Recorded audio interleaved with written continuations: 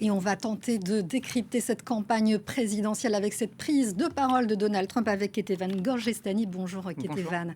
Alors on le voit, hein, Donald Trump, avec cette conférence de presse, enfin cette interview surprise, il essaie en quelque sorte de reprendre la main.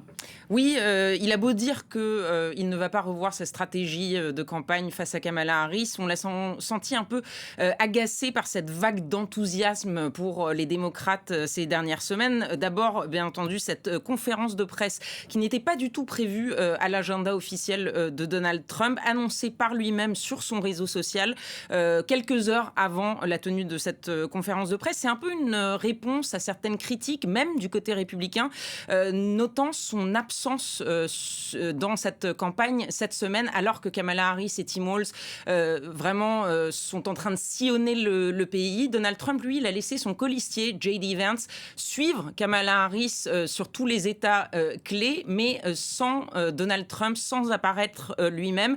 D'ailleurs, un journaliste lui a posé la question en lui demandant si c'était une bonne stratégie que de ne pas être visible. Il a répondu que c'était une question stupide. Il est aussi agacé par notamment la couverture médiatique sur cet engouement et sur la taille notamment des meetings de Kamala Harris. On le sait, on l'a vu depuis des années, Donald Trump vraiment se focalise et ça lui tient à cœur de parler du nombre de personnes qui assistent à ces meetings. Et donc là encore, dans cette conf de presse, à plusieurs reprises, il a insisté sur le fait que ces meetings étaient plus gros que ceux de Kamala Harris. Et enfin, cette question du débat. Alors ce débat du 10 septembre, c'était un débat qui avait été validé et sur lequel s'étaient accordés Donald Trump et Joe Biden. Et ensuite, quand Joe Biden s'est retiré de la course, Donald Trump a dit « Moi, j'avais prévu de débattre avec Joe Biden, je ne le ferai pas avec Kamala Harris ».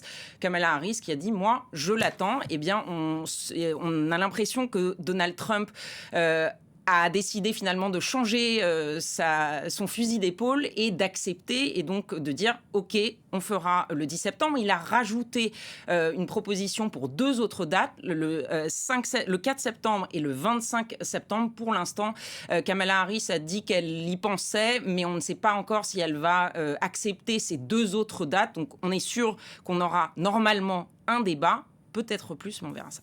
Donald Trump qui tente en tout cas d'occuper cet espace médiatique avec tous ces face-à-face télévisés qui sont prévus. Et s'il le fait, s'il s'agite autant, c'est bien parce que Kamala Harris, finalement, elle a beaucoup rebattu les cartes dans cette campagne, du côté démocrate surtout. Hein. Absolument.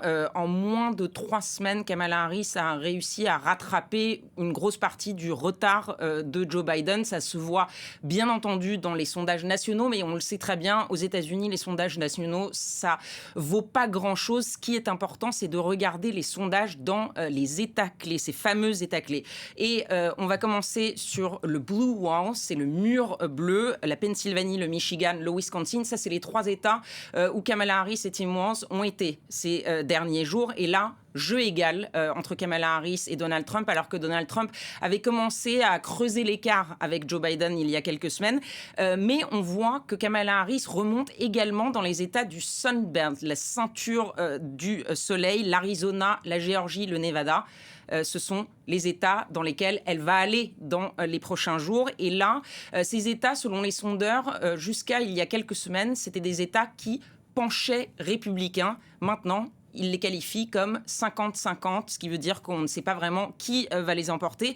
Un autre signe de la bonne performance de Kamala Harris, c'est le financement de la campagne. On sait que l'argent joue un gros rôle dans les campagnes politiques américaines. Plus de 310 millions de dollars depuis le départ de Joe Biden de cette course. 2/3 de primo-votants pour Kamala Harris. Ça veut dire qu'elle, vraiment, va chercher des gens qui étaient un peu en désillusion de Joe Biden. Et enfin, 36 millions de dollars levés en 24 heures après l'annonce de son colistier Tim Walz. La question, bien entendu, c'est combien de temps ça peut tenir. Les républicains disent, attention, c'est une lune de miel, ça ne va pas durer. Il reste près de 3 mois avant l'élection de novembre et on l'a vu ces dernières semaines qu'il peut encore se passer beaucoup de choses en quelques semaines. Il va se passer beaucoup de choses et surtout, il y a beaucoup de fébrilité en ce moment du côté du camp républicain. Merci beaucoup, Ketevan, pour cet éclairage.